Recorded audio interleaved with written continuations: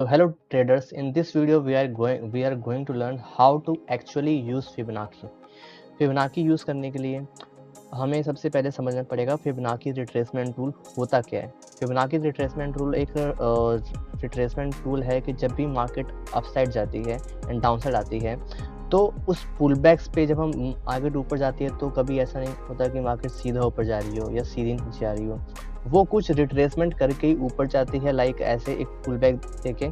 तो ये जो पुल बैक्स हैं ये कहाँ तक पुल बैक आएगा वो पुल बैक चेक करने के लिए फिबोनाची रिट्रेसमेंट टूल बनाया गया है। So Fibonacci retracement tool is nothing but एक मैथमेटिकल एक सॉल्यूशन है कि मैथमेटिकल टूल है, ये हर जगह यूज होता है एंड इसको हम ट्रेडिंग में भी यूज करते हैं। एंड सो फिबोनाची की समझने के लिए हम सबसे पहले एक, जैसे अगर आपका ट्रेंड अप है, जैसे मार्केट अप ट्रेंड में जा रही है तो हम फिबोनाची नीचे से ऊपर लगाएंगे। एंड अगर आपका ट्रेंड डाउन है, ट्रेंड इज डाउन, तो हम फिबोनाची ऊपर से नीचे लगाएंगे। सो ये मैंने फिबोनाची लगा दी। ये जो सेटिंग है मेरी फिबोनाची रिट्रेसमेंट वाली, ये तो मैंने अपनी सेटिंग सेट कर रखी है। अगर हम इसे नॉर्मल सेटिंग्स में जाएं तो डिफ़ॉल्ट सेटिंग इसकी ऐसी थी है, जस्ट लाइक दिस। एंड इसको ऐसे करने के लिए हमें क्या सेटिंग फॉलो करनी है वो आप फॉलो करना। 0.236 नहीं चाहिए हमें, 0.382 नहीं चाहिए, 0.786 नहीं चाहिए हमें, 1.3.2.4 हमें सिर्फ चाहिए 1, 0, 0.5, 0.618, that's all. And after this हम यहाँ पे आएंगे, बैकग्राउंड कम कर देंगे इसका ताकि थोड़ा चार्ट पे सही लगे। एंड बूम, ये हमारा बन गया फिबोनाची रिट्रेसमेंट टूल। सो हमारे में फिबोनाची रिट्रेसमेंट टूल में जो मैं फॉलो करता हूँ वो है 0.5 एंड 0.6 का जोन। 0.5 एंड 0.6 का जोन क्यों? क्योंकि ये सबसे मेजर रिट्रेसमेंट जगह है एंड इसी को हम एक गोल्डन जोन भी कहते हैं। गोल्डन जोन क्यों?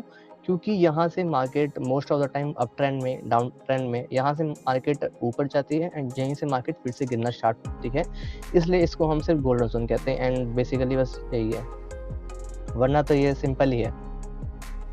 सो let's understand now how to use Fibonacci retracement tool in real charts.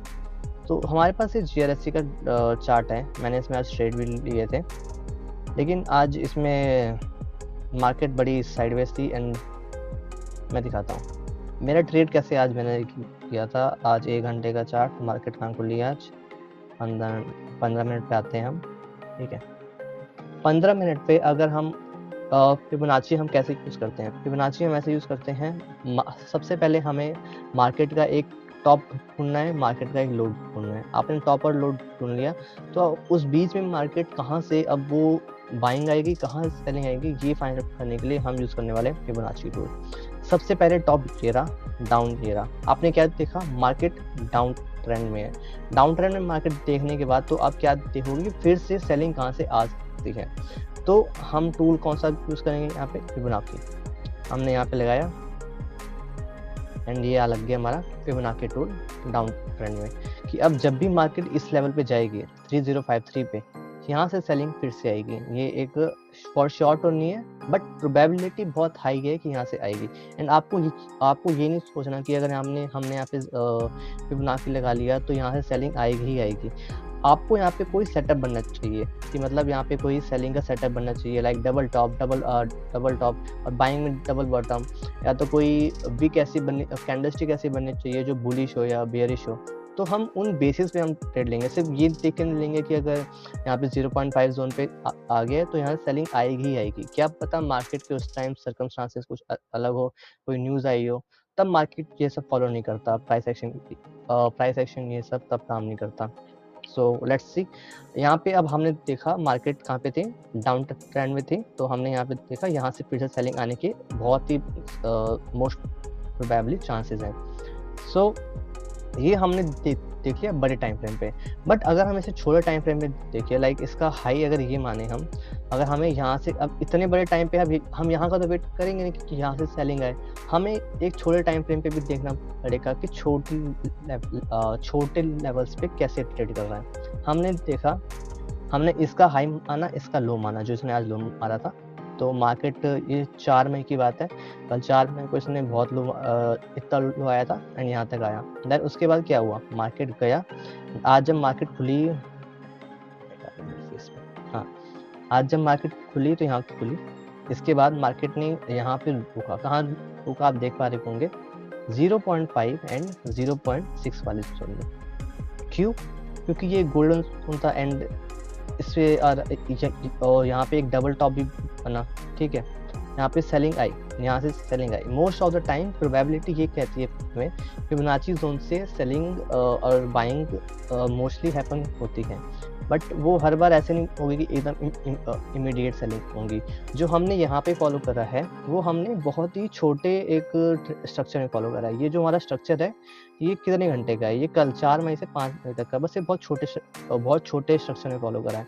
And यही अगर हम एक बड़े टाइम फ्रेम पे फॉलो करते हैं, लाइक डे के टाइम फ्रेम पे फॉलो करते हैं, लाइक यहाँ से लेके एक यहाँ के लो तक, और फिर जब वो फिबोनाची से 0.5 पे जाता तो वो वाली सेलिंग ज़्यादा मेजर होती है, क्योंकि वो डे के स्ट्रक्चर पे है। कोई भी बाइंग सेलिंग जो भी हैपन होती है, लाइक अगर आप फिबोनाची यूज़ कर रहे हो, वो जितने बड़े टाइम फ्रेम पे आप यूज़ करोगे उतना ज़्यादा अच्छा है। बड़े टाइम फ्रेम पे आपको एक आइडिया मिल जाएगा, यहाँ पे एक 0.5 एंड 0.6 का लेवल है, तो यहाँ से आप एक अपॉर्चुनिटी ढूंढ सकते हो, एक सेल का ट्रेड या बाय का ट्रेड आपको मिल सकता है। Let's come to this trade. So मेरा जो ट्रेड लिया था मैंने यहाँ लिया था, मैंने लिया था अराउंड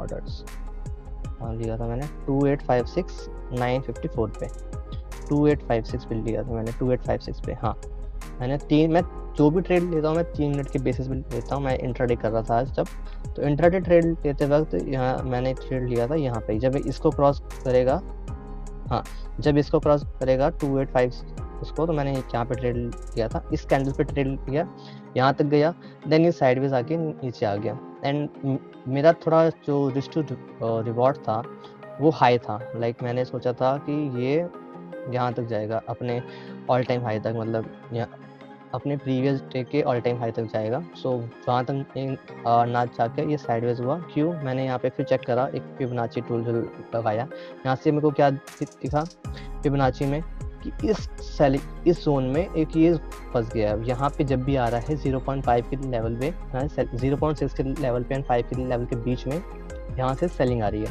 तो मैंने यहाँ पे फिर मेरा एक स्टॉप लॉस लगा, तो स्टॉप लॉस कह रहा हूँ मैं अपना स्टॉप लॉस स्ट्रिंग करता गया, कि मतलब मैंने यहाँ पे कर दिया था अराउंड 2868 या 26 यहाँ पे कहीं, यहाँ पे निकल गया। देन फिर से मैंने एंट्री बनाई यहाँ पे, जब मेरे को लगा कि ये इसको ब्रेक कर सकता है सेकंड टाइम, क्योंकि सेकंड टाइम इसको टेस्ट करने आ रहा था, बट मार्केट फिर यहाँ तक गया। मैंने यहाँ पे बाई करा एंड मैंने यहाँ पे इसलिए मैंने यहाँ पे जो बाइंग करी थी वो 2901 के बेसिस पे करी थी, बट ये मेरा ऑटोमेटिकली वो उसने ट्रेड इस पे लगा दिया एंड मेरे 5 क्वांटिटी हो गई थी यहाँ पे। एंड यहाँ पे फिर नीचे आके ये फिर से मेरा इसमें स्टॉप लॉस हो गया था एंड देन ये और नीचे आया एंड देन इसने यहाँ से फिर से ब्रेकआउट दिया। सो इसमें आपको 2 चीज़ समझ आ रही है, एक कि जो ये रिट्रेसमेंट था ये वर्क तो कर रहा था एंड यहाँ से सेलिंग भी अच्छी आई,